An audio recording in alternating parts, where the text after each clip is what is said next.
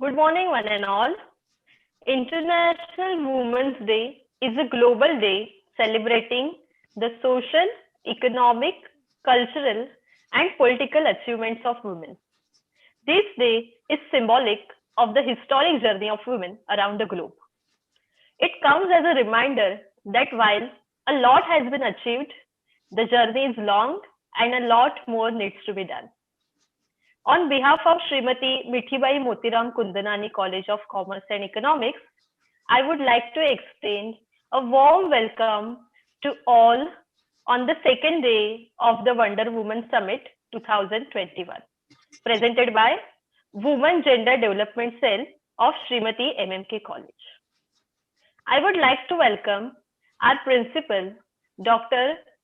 C.A. Kishore Peshori sir, our vice principals, Dr. Manikandan Iyer sir, Dr. Ashish Jani sir, Miss Asha Bhatt madam, and all my faculty members and dear students.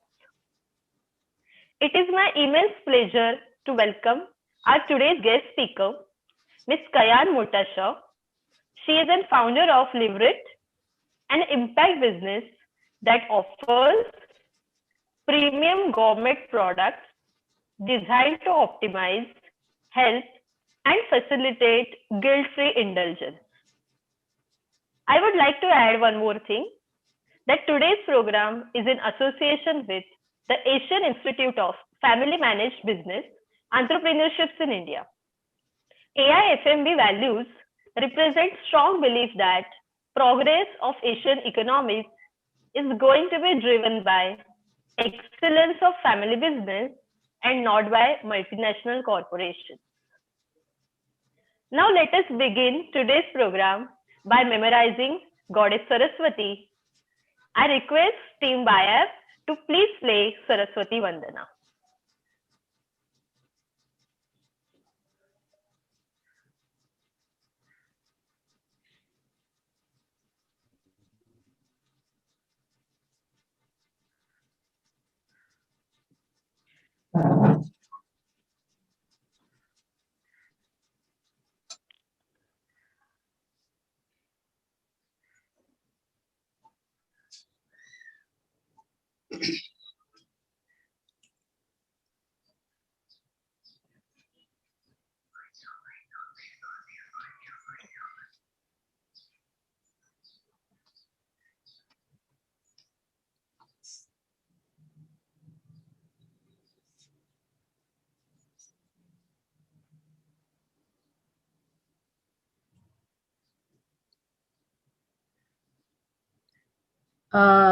Sorry, Jatin, there's some problem with the audio. We can't hear the audio.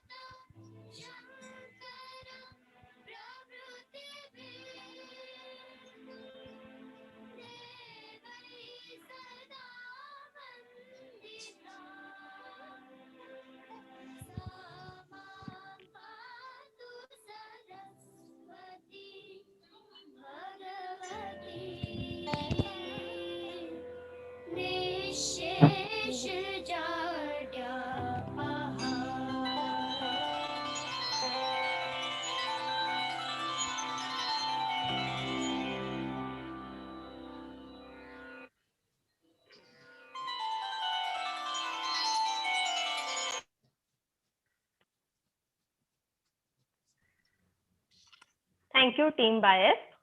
Now I would like to call our Vice Principal, Dr. Manikandan Iyer sir, to give his thought on International Women's Day.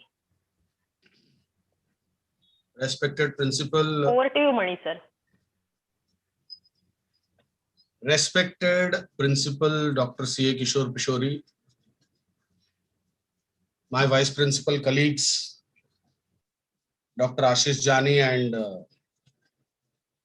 Mr. Sasha Bhatt, Coordinator of the Women Development Cell, Ravnit Sayan, and her fantastic committee members, my colleagues in the college, the guest speaker for the day, my dear students. It is one of the most important events that I normally look forward for celebrating in our college during the academic year.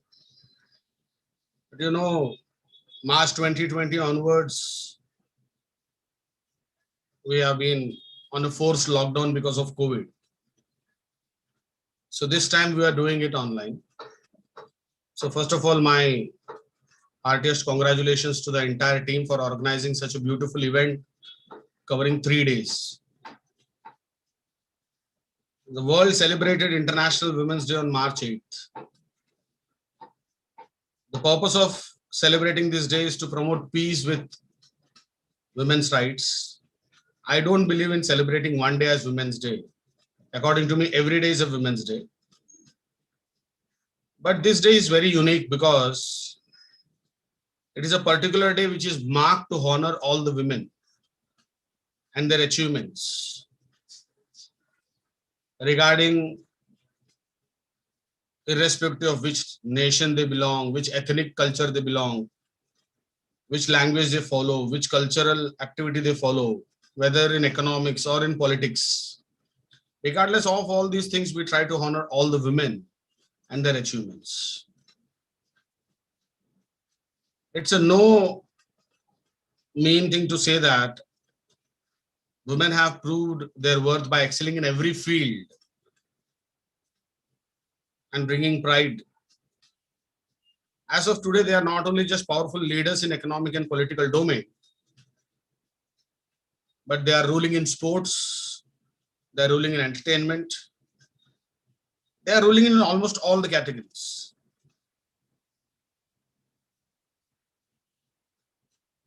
It has become one of the significant points to say that in almost all spheres of life, they are playing a very significant role and they cannot be ignored. That's what this particular day stands for. Even though it was America which thought that National Women's Day need to be celebrated, over a period of time, many countries adopted this particular concept. And finally, because I'm a teacher of economics, I understand there is one specific topic which I teach to the students, which is called as sustainable development goals. There are 17 sustainable development goals which have been adopted by almost all the countries, which are to be achieved by 2030. And while going through these goals, there is one goal, goal number 5, which specifically talks about achieve gender equality and empower all women and girls. Now that itself shows the significance of women in economic and social and political arena. No doubt, in the coming years, your role will increase, your power will increase. Already 50% of the seats in local bodies, local governing bodies are reserved for women in India. It's just a matter of time that a specific percentage of seats will be reserved for women in India in legislature as well as parliaments. And I think 50% of the seats should be reserved for them. In many countries like America, Mongolia, Cuba, Russia, Uganda, Ukraine, International Women's Day is an official holiday. Whenever we declare an official holiday, it has to have a specific significance. Hope so India also learns that. And in the years to come, you people are given that due importance. My wholehearted support and appreciation to the entire team for bringing out such beautiful speakers. Yesterday's session was fantastic. It was wonderful. And you have already taken the bar a little bit higher. So definitely today's session, I hope that it will be much more better, much more knowledgeable, academically enhancing, and very, very important for our students and our colleagues who have joined us after completing the lectures. I thank the entire team. I thank the principal. I thank my vice principal colleagues and my degree college staff and students for giving me an opportunity to speak on this special day. All the very best. Thank you very, very much. Thank you, Mani sir. Now our Women Gender Development Cell member, Dr. Anjali Verma, will speak about Women Gender Development Cell of Srimati MMK College. Over to you, Anjali ma'am. Very good morning. The Women and Gender Development Cell of Srimati MMK College has been set up in pursuance of the directives received from University Grants Commission. It is an active student-oriented cell whose activities revolve around development of and upliftment of women, students, and staff. It seeks to create a gender just and neutral society. Its objective is to create social awareness about the problems related to women and especially about gender discrimination. Now, I would like to inform you that Srimati MMK College follows a policy of zero tolerance as far as any kind of discrimination or harassment related to women are concerned. The cell has successfully organized various seminars, webinars, and even on women rights issues and self-defense workshops for female students of the college in the past many years. The cell endeavors to involve both male as well as female students in the activities related to dissemination of information and awareness so that mindset of young people can be changed and a just and equal society based on mutual trust can be created. Thank you.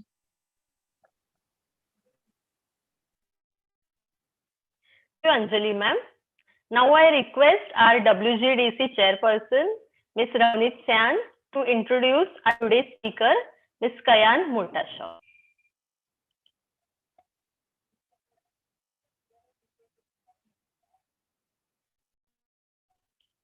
Ma'am, please unmute yourself. Ravneet ma'am. Can you hear me? It's indeed a pleasure today for me. It's indeed a pleasure for me today to introduce Ms. Kayan Motashaw. Kayan is a rank holder in biochemistry from Mithaibai College, and she completed her postgraduate degree in entrepreneurship from the SPJN Institute in 2010 and the Goldman Sachs 10,000 Women Program with IIM Bangalore in 2020. Her professional experience includes internship at IPCA Laboratories and working full-time at the family textile business 4 years prior to founding LiveRight. LiveRight is an impact business that offers premium gourmet products designed to optimize health and facilitate guilt-free indulgence. Their current offering is Belicious Honey, which is real, unifloral, authentic, sustainable, responsibly sourced, traceable. So premium honey that has complete social impact. Kayan has also completed training programs like Advanced Level Safety and Hygiene, FSSAI Food Guidelines, the Internal Auditor FSSC 22000, and Professional Bean to Bar Chocolatier Program from Ecole Chocolat. Among the 9 entrepreneurs from India to be awarded the HIERA Award, which is the High Potential, High Impact Entrepreneur from Emerging Regions for Action by the UNCTAD in November 2018. Kayan is also an advisor, facilitator to the UNCTAD and the Empretech India program. I think Kayan Motashaw is indeed a truly befitting Wonder Woman today for the program. Over to you, Kayan. Thanks so much for joining us today. Please share your professional journey with us. Hi, Ravneet. Thank you so much for the lovely introduction. Unfortunately, I'm experiencing a major lag in the network, so I'm just going to keep the video off, so at least the audio's here. We can hear you well. I'm going to share a bit about my journey, how I got started off, and then I'd like to, sum it up with a few points that I thought would be very relevant and helpful to all the students or any aspiring person in a professional or business field.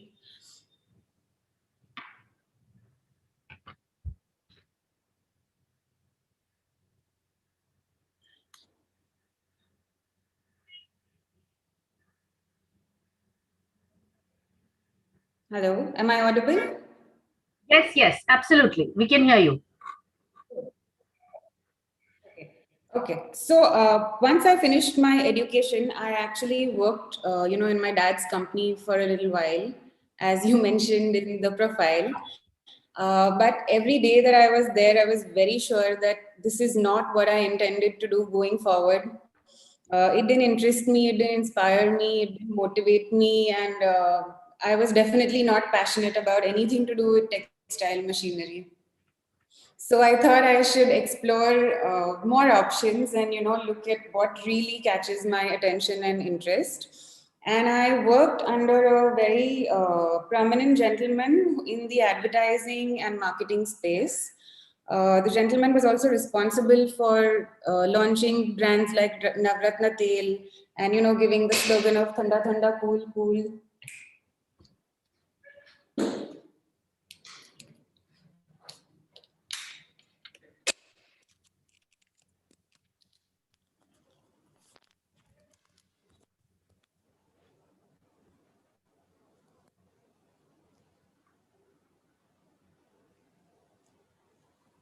So that experience gave me a lot of insight into the world of marketing, advertising, and it created a lot of interest in the space of branding for me.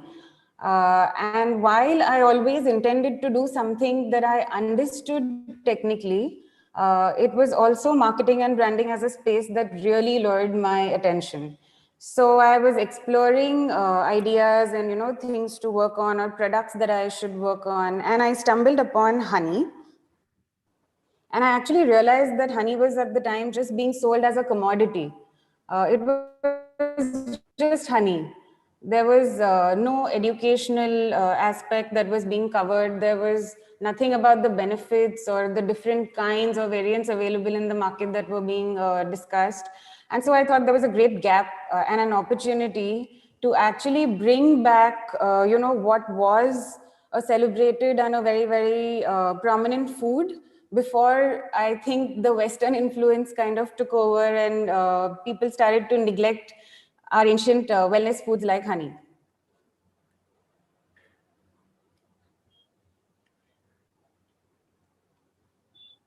Please let me know whenever I'm not audible. Yes, you're audible, completely audible, no problem. Yes, okay, yes, all right, great. So I started off by traveling and researching a lot about honey, more in depth. And as we traveled and, met more and more beekeepers and people from the industry, I realized that it was an absolutely male-dominated industry. And it did not have very, very educated people in the field. It was mainly run by a very rural sort of community. And although they had been doing, this trade for years together, there was still a lot of lack of information or still a lot of myths around which they were functioning. So we realized that there's a lot of on-field practices that needed to be changed. Simple things like not squeezing the honeycomb manually with your hand, or not extracting honey out of the comb before it's been sealed with natural wax. The reason I'm highlighting these points to you is because we realized that if we wanted to offer authentic honey, the consumption of which would actually benefit its consumers, and introduce newer unifloral variants which have not been offered so far in the Indian market, there was a lot of field work that would have to be done, which also meant that I would need the support of a lot of beekeepers in changing their ways of functioning compared to what they had been doing so far.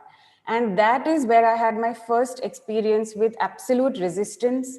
There was a very, very different sort of experience that I had, going to a field vis-a-vis coming from an urban city like Mumbai, where we don't usually encounter experiences where the person does not want to look at me in the eye and talk to me.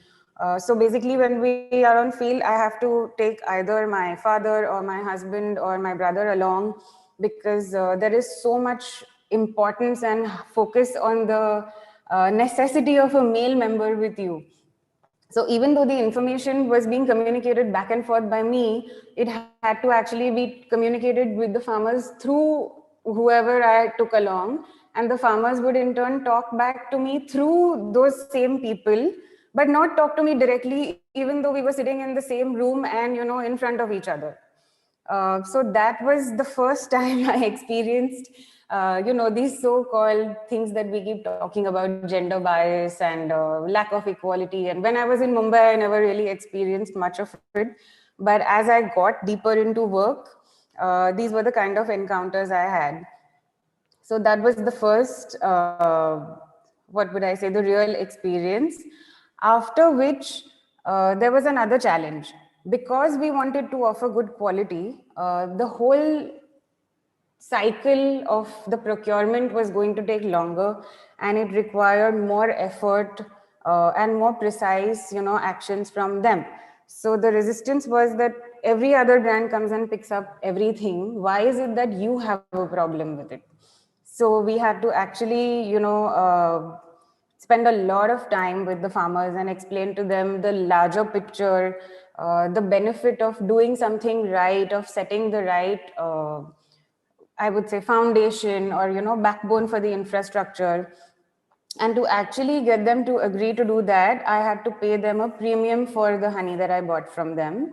And in spite of doing all of that and paying more, I only managed to gather 4 to 5 farmers who were ready to work in a way that, I wanted. So that was a very, very challenging phase. Once those 4-5 farmers started working with us, and we went over the first cycle of collection of honey and, the whole extraction and the collection and transportation process. After that, they were a little comfortable and a little more convinced about what I was trying to tell them. And of course, the value addition in terms of the premium we were paying was definitely a incentive and a bonus that they liked. So slow and steady, we developed a larger network of, let's say, about 25 to 30 farmers that I have on board today. And, they work absolutely based on international standards, with a lot of training, with a lot of on-field testing, also methods for which I had to develop, which were very time consuming, because most of these people don't even have bank accounts. And once you, take the honey from them, you have to pay them right there. But if the quality is not good, then I'm stuck with the bad lot. So I had to also figure out a way to solve that. So I imported test kits from the US, trained a couple of people at my end to use it on field. And that's how we kind of found a way to offer, the quality that we wanted. In this whole process, we also realized that if we wanted to do it right and offer something good, we would have to have our own manufacturing facility, because there was immediately after this, another encounter that I had at a processing unit. So let's say private label and contract manufacturing are very common and popular today. But the stream that I got into, honey per se, is the world's third largest adulterated food. And so quality control is very, very difficult. So the very first batch of honey that we procured, I decided to get it, processed and packed outside. And we go to this unit in a very interior place of North India. And the honey that I had procured from Kashmir had just arrived. And the minute the truck landed and the goods were being offloaded, I had taken my husband along. And as usual, the manager there straight up goes and starts talking to the male member with you. They can sometimes just walk through you like you don't even exist. And then he asks my husband, कि आप एक truck लाए हो, इसके 3 कर दूं? So that, actually kind of drew our attention to the fact that it's a great decision that we took, in spite of a lot of resistance from a lot of people, to actually set up our own manufacturing if we wanted to offer great quality products.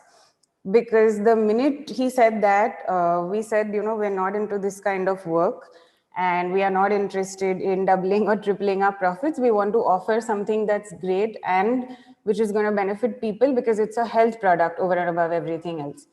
And then he actually told me that in 22 years of his job experience, he had never come across a country who actually sent bad goods back. So these were the few instances during the setup phase. After that, the brand was thankfully ready and packaged and ready to be out in the market. And then I had to spend a lot of time trying to convince people at large supermarkets to try it, to at least keep it on shelf for a while, to suggest it to people and let them decide for themselves, if they were happy with what it is or if they're not interested in buying it. So what happens is when you're small and when you're starting up, people usually try to put you down or you're exploited financially because listing fees are so high. So there's a lot of intricacies that you have to keep fighting for. So it's a constant process of perseverance. And I think it's very, very important to take no in the right spirit, because more often than not, you only get to hear a no compared to a yes. So I did not get dejected, and I just knew that my struggle was going to be longer and more difficult, more so because I was trying to offer the right product. But I did not give up. I kept trying and kept trying. And eventually we got the first breakthrough with the wellness pharmacy chain and Nature's Basket after persevering with them for almost 2 entire years.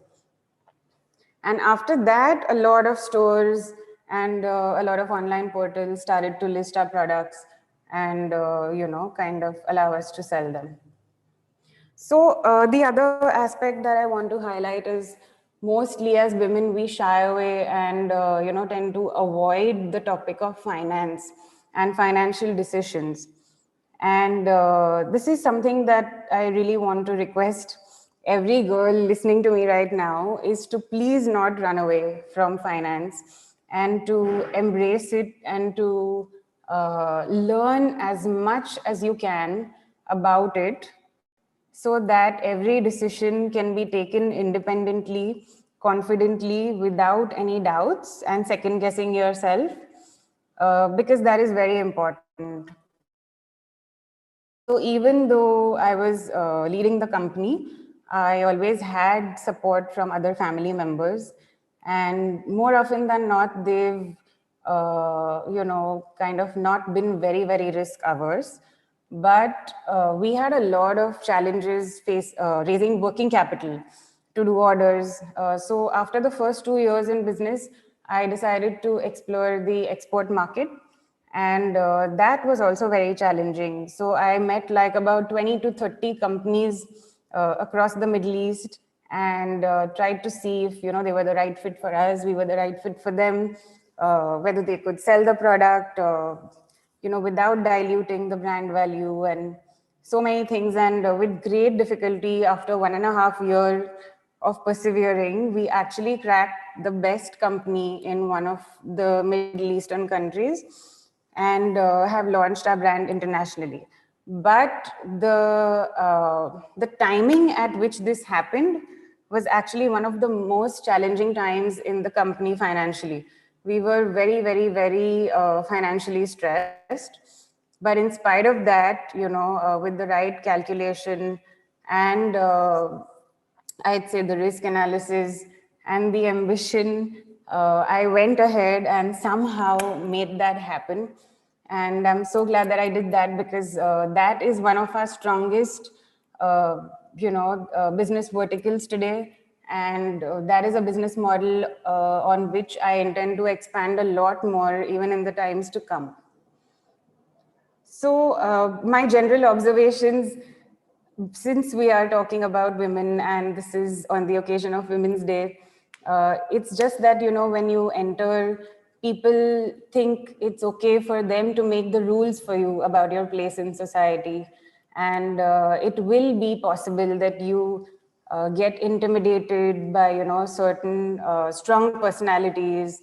And sometimes people may treat you like you don't even exist, or they may not take you seriously. So all of that happens, but I think it's very important to take that positively in your stride and keep yourself very strong in terms of knowledge and capability, so that ultimately when it boils down to results, there's nobody who can really challenge you on that.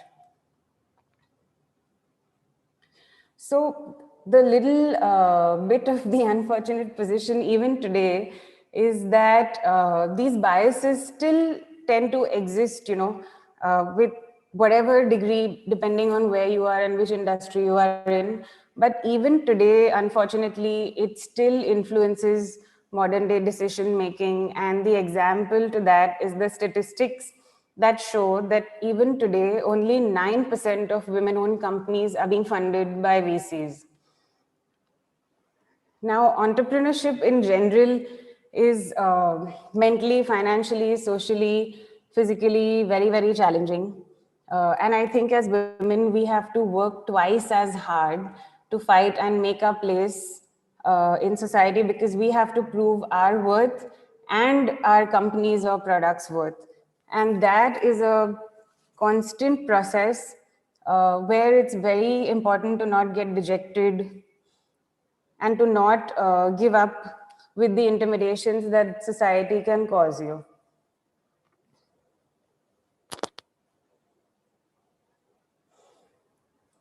So that's the little gist of how I started and how I managed to establish the brand. But there are a couple of learning points that I had penned down and I'd like to share with everybody who's listening in. One is that please take the time to learn and please take the time to gain the required experience. Don't be in a hurry to get where you eventually want to be, or to succeed, or to make money, or whatever it is that is the motivating factor in your life. Because when you look back, those 3-4 years extra won't matter. But if you don't set up a solid foundation, or you don't learn enough through your experiences, going forward, you're going to again have to waste time on that. And it rather be that you do it the right way from the beginning itself. So this is something I always tell everybody I meet. The second point is self-belief. I think it's very important to have self-belief. It's very important for your success and survival. Sometimes you realize that in the surrounding you are, decisions are being made for you, and you may feel uncomfortable, or you may feel that it's not right. Women are blessed with really good intuition. And I think that we have to at times learn to stand by our beliefs and conviction. And I think that is where the knowledge part really helps, because then you don't have to second guess yourself. There's also this challenge that we have, in our society.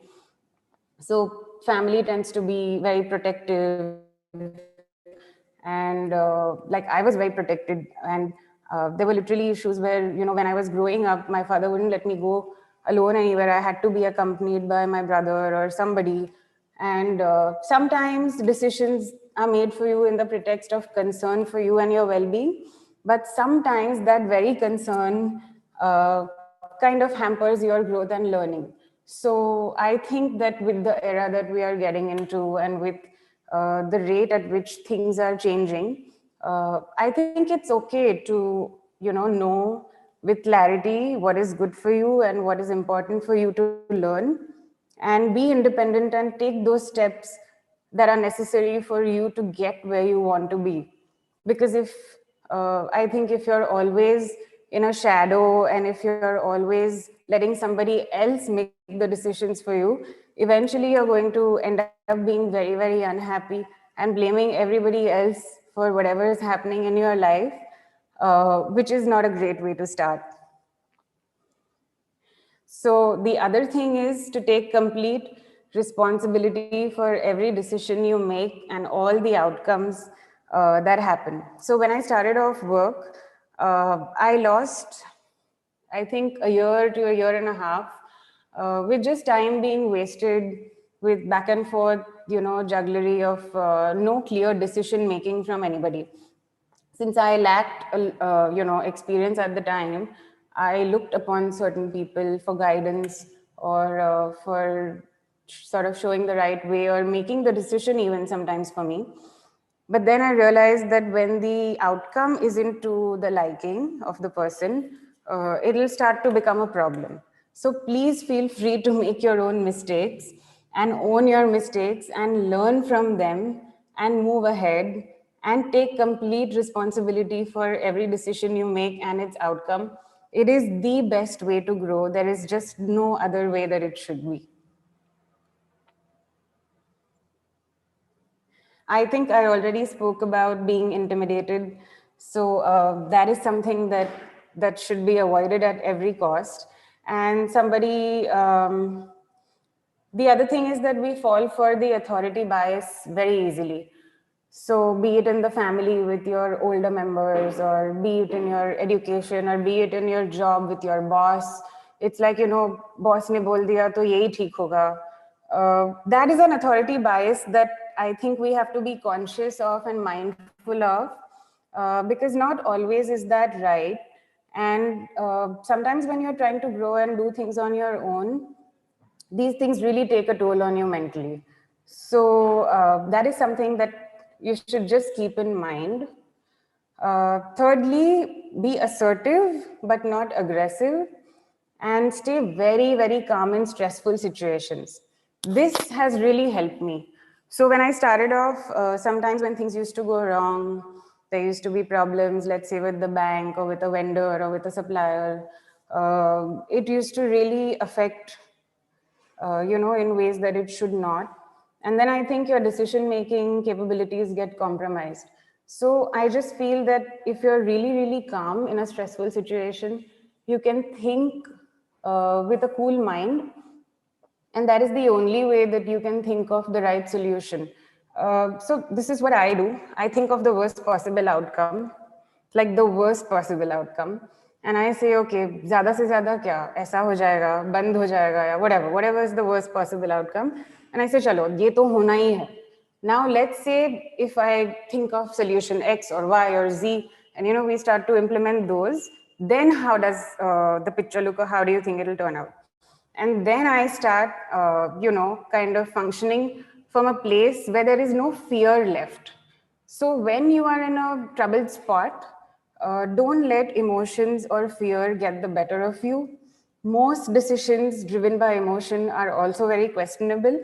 And similarly, most decisions taken under extreme pressure situations, if you don't have the capability to cool your nerves, are also very questionable. So that is something that people should try and work on themselves on if required. Of course, every person is not the same.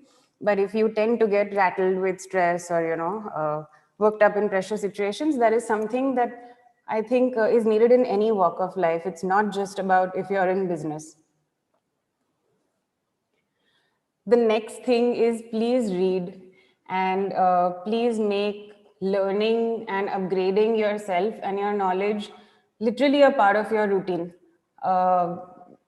Things change so rapidly, whether in your industry, it doesn't matter if you're in business research or some professional line or wherever, things change so rapidly.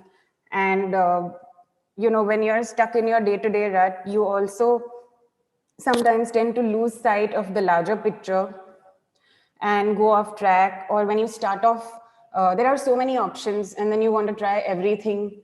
That is also kind of tricky. So I think you should kind of gather yourself, bring yourself back to where you started, use that knowledge and focus on what you initially decided and just keep chasing that. And it is possible that, when you're struggling, sometimes you find yourself in a spot where you just can't think anymore. Please know that it is okay to ask for help. And now there are so many programs, incubation cells and centers, which literally do hand-holding right from idea stage. So especially women who are aspiring to get into business should really not be worried, because these cells and centers kind of take you through everything, right from the idea you've thought of to how to execute it, make it actionable, and then make it a real business. The other few things were, please don't compromise for short-term gains and never ever show your weaknesses. I have achieved some of the best breakthroughs in my company during some of the worst and the most low times. But it is very, very important to not show your weakness. It almost always, doesn't end well for you, because it's very, very easy for people to read through and just take advantage of the situation. So that's the other thing, especially for girls.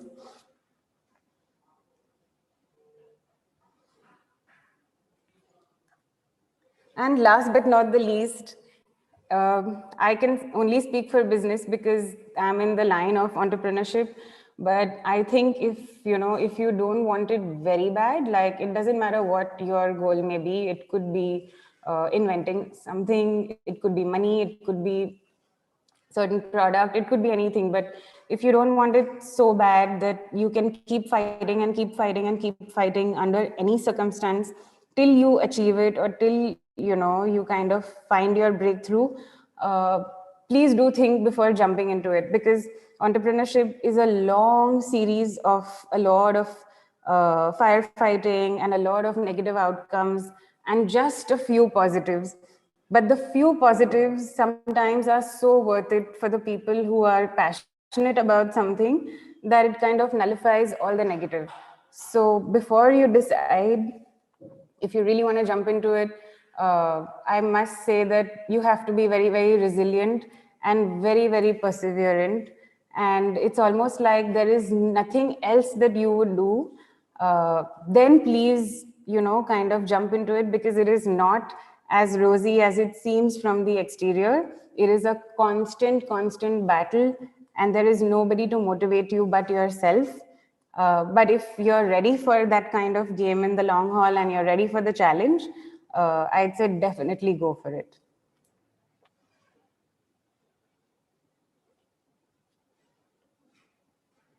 And yes, I'd be happy to take any questions from anybody who would want to know anything more, rather than me just talking.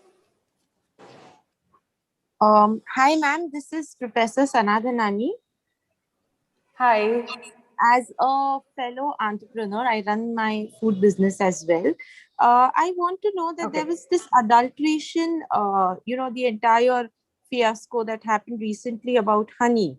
And as you also mentioned that, this is the third most adulterated product in the world. I want to know, what do you think would be the impact on the purchasing pattern in the sector that you are in? So, because I'll tell you, nowadays we see a lot of people who are selling honey on Facebook, claiming that it is coming from their farms and it's pure and it's organic, and there are variants that are there. So they've been talking about all of these things, but with this adulteration thing that has opened up, how do you think this sector will get impacted with all of these factors? I am not sure if you've noticed, but this is the third such sting operation that has taken place in the last 10 to 12 years. And every time such a sting takes place, in a matter of months, things just go back to normal. So while it is something that, people should be mindful of and try to gain more information about the product, like check more certifications, check more test reports and things like that. Somehow people here just don't care much. So it's like a little while and then everything's forgotten. And I think that is why, especially in the apiculture space, people are just able to do whatever they like and, sell whatever they feel like. And it almost kind of goes unchecked most of the time. So as far as purchasing from a consumer perspective is concerned, we really haven't seen much change. In fact, after the COVID lockdown hit, honey sales has shot up by 700% nationally. That's a lot. Yes. But on the other hand, the only way to check the authenticity is lab test. So there are a lot of myths that go around which say, you should try a match, or you should pour honey into a glass of cold water and see if it settles. There's so many things that are actually spoken about, but honestly, none of them are, authentic scientifically. And the only way to actually know the authenticity is through a proper lab report, which tests for adulteration. Okay, ma'am. Also, could I please request you, because we are a family that consumes honey a lot, okay, in our regular diet. If you could share your contact so that we could have some direct purchase that could take place, I would be really grateful. I will just type in the website on the chat. Yeah, that will be awesome. They have an amazing Insta page, Sana. You should check it out. I checked it before before this talk, just to be aware of what Belicious is doing. The company is called Belicious, and they have, as we said, the premium honey. So here's my next question to you, Kayan. I've always been very enamored by this gourmet range of products that, they are available, wide range of products that they are now available in India. So how is India shaping up as a market for gourmet products, according to you? I think it's increasing tremendously by the day. It's increasing tremendously by the day because, the basic lifestyle is changing. People are earning better, they're upgrading their lives. There's a lot of tendency to, even people in, let's say, B or C or D kind of towns to get influenced by or ape urban living. So there people are interested. And since they're growing personally and financially, they are definitely more open to trying something that they may perceive as nice or interesting, or something that could add value to their health or their lifestyle. So even the stats kind of point out to the same consumer behavior. And that has also been my personal experience. Like when we started off, the kind of lack of knowledge and the kind of apprehension that people had to spend, let's say, 250 rupees on a jar of honey was tremendous. But when I step out today, or if I go to an expo, it's considered very okay. So that shift, I think, has happened pretty fast in just the last maybe 4 to 5 years. Correct. So great. So yeah, another I found this interesting thing on your profile. The professional bean to bar chocolatier program that you did from Ecole Chocolat. Did it help you in honey business also? No, that has nothing to do with the business, at least so far. It's just something that I was really fond of. So I'm an absolute chocolate fanatic, and it just intrigued me so much that I thought I had to learn more about it. And yeah, maybe, who knows, given some opportunity in the future, I might think of ways to merge the two or get cocoa into the picture along with honey. There can be a cocoa flavored honey, right? Yes, absolutely. So yeah, it can be done. So which states are you now? I'm sure after the COVID-19 problem and everything. So which states are you selling the most, or who is your main consumer? Are these urban areas, or you are also selling in rural areas? How does it go? So offline, we're in urban areas. Okay. Online, we cater to the entire country. And I must tell you, surprisingly, even before lockdown, like maybe just since late 2018, we saw a lot of spike in orders from tier 2, 3 cities.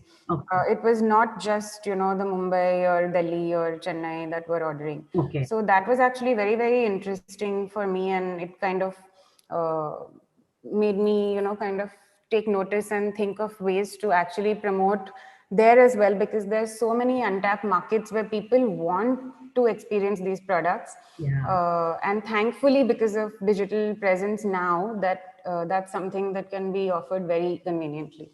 Absolutely. Absolutely. But your bulk of manufacturing helps in Maharashtra only, or is it pan India kind of a thing? So hello. Are you talking about the source or the market? Yes, the source. Okay, so the sourcing we mainly do from 5 states across North India as of now.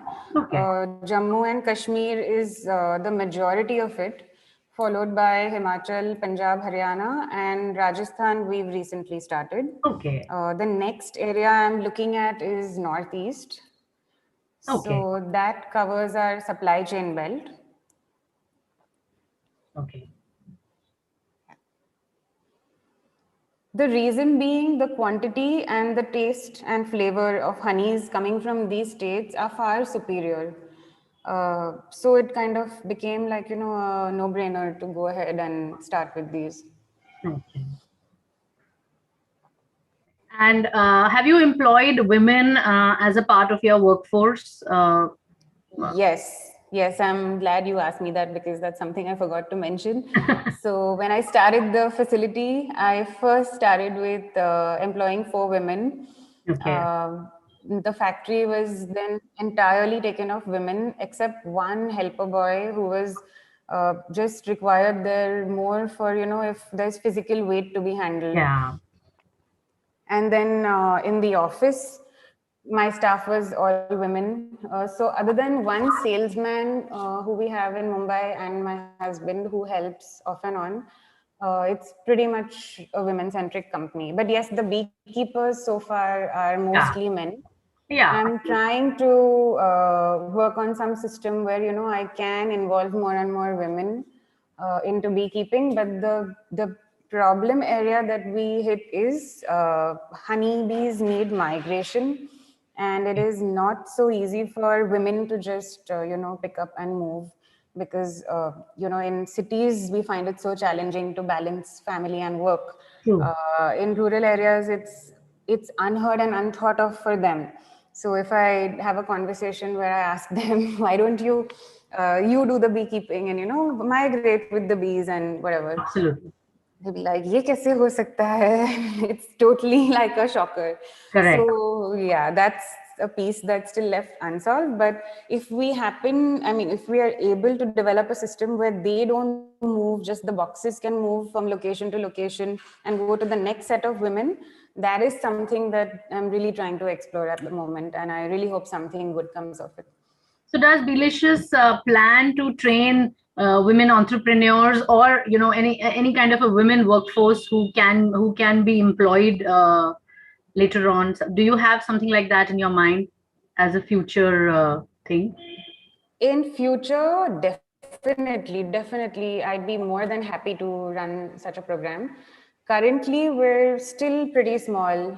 And the only kind of trainings that we offer or facilitate are either for the beekeeper, level on field, or the people who join us for the operation, research, that area. Right. So I think that's still a little far-fetched, but definitely should be on the cards. Yeah. Great. So my one last question, since I think which is really of importance to the younger generation, about the habit of reading. And I think it's a real good habit that needs to be honed. And it's really sad because the younger generation doesn't read. thanks to the cell phone. Okay, let me tell you something. I hated reading. Like, I couldn't get through a page. Okay. I couldn't get through a page, believe me. But then it's just that I think when you get to a point in life where you really are into something that you enjoy or that you want to build, that shift happens on its own. And I think it just comes to you. But even if it does not, if you're at that stage in life, it's easier to sort of try and first start reading things where, like, I read a lot of business books now. I don't read too much of, anything else. Fiction, yeah. Yeah, so I mean, people used to keep saying read and it's such a good habit and it'll widen your horizon and all of that, but it was just something that fell on deaf ears. So even if I think it's something that they remember at the back of their mind, and if not immediately, because they're so consumed by this digital world that we are in now. Right. But eventually they'll get to a point where they have to take life seriously. And when that time hits, I think it's also a good time to fall back on the real knowledge, which is books. Absolutely. So any particular book or author or who has changed or sharpened your outlook that you would like to share with us? There are quite a few. So if I talk from a business perspective, but still in the form of a story, there is something called, what is it? Something in a bottle. It's basically the story of the brand Honest Tea. Okay. Let me just, I can't recollect the first word.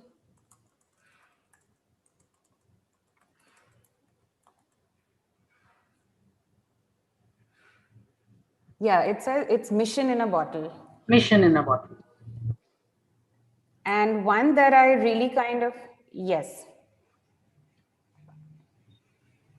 Okay, so one which is not business based, but which I really liked is The Monk Who Sold His Ferrari. Correct. That's like the Bible to go to. Has helped me a lot. Yes, it has really helped me at a personal level.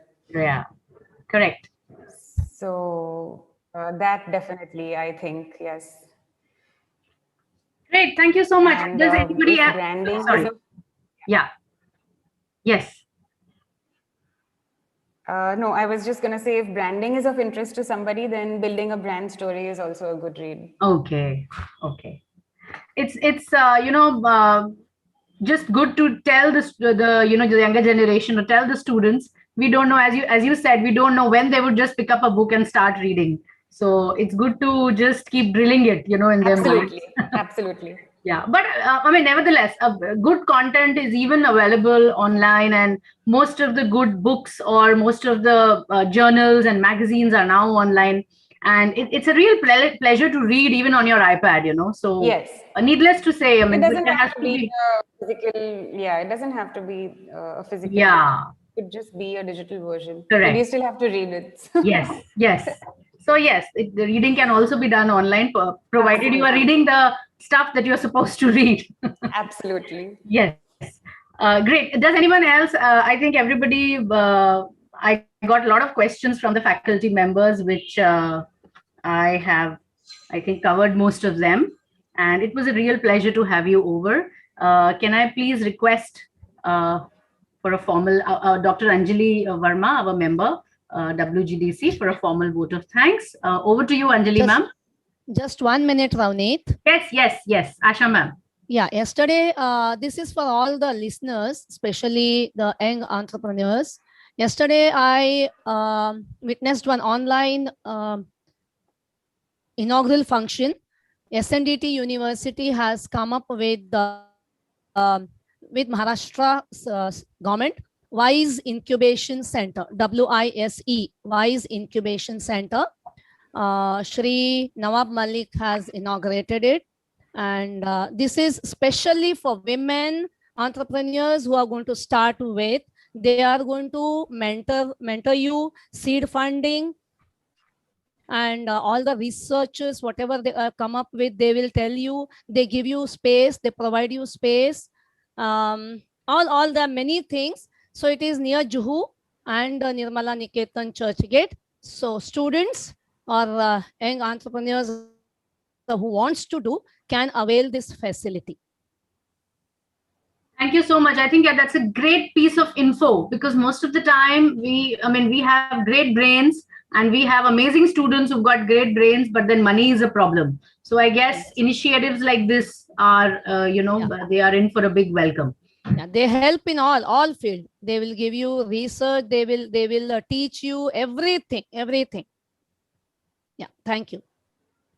Kayan, can I please request you to switch on your camera for a while so that I can take a picture for our records, because, for our, and the members also, our Mani sir, please, Asha ma'am, for, just to put it in our yearbook.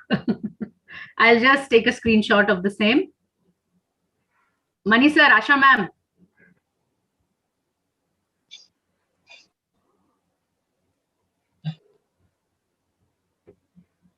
Asha ma'am, can you hear me?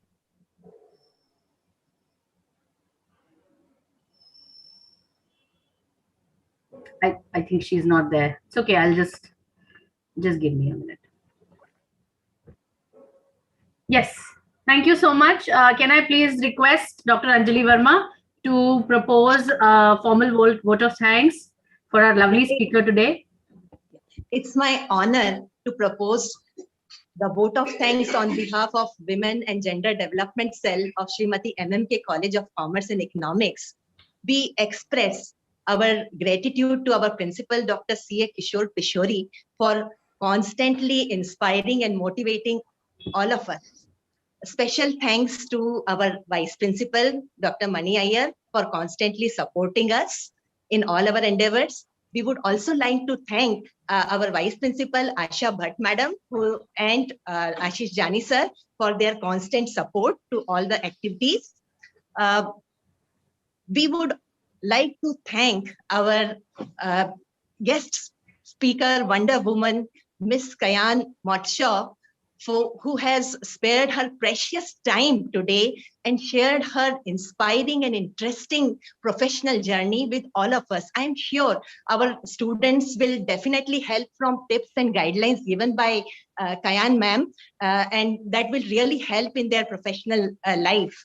A special big thank you to our chairperson, Ms. Ravneet Sayan, and committee member, Ms. Prajakta Paralkar, who have taken all the efforts in ensuring that this program becomes a grand success. And we would also like to thank BAEF for making this program live on YouTube. So thank you all so very much. Thank you. Thank you so much, Anjali ma'am. Thank you all. Please don't forget about tomorrow's program at 11 a.m. exclusive for faculty members on financial planning. And Miss Priyanka Acharya from ICICI would be there. She would be our guest speaker for tomorrow. As I said, exclusively for teachers. So please be ready with your questions and please do attend. Thank you so much, Kayan. I hope you can join us today. Thank you so much join for us having tomorrow me. if you are free. It was really nice having you. Pleasure's all mine. Thank you so much. Bye-bye. And all the best to Belicious. Yes, thank you. Thank you. Thank you. Bye-bye, everybody. Asha ma'am.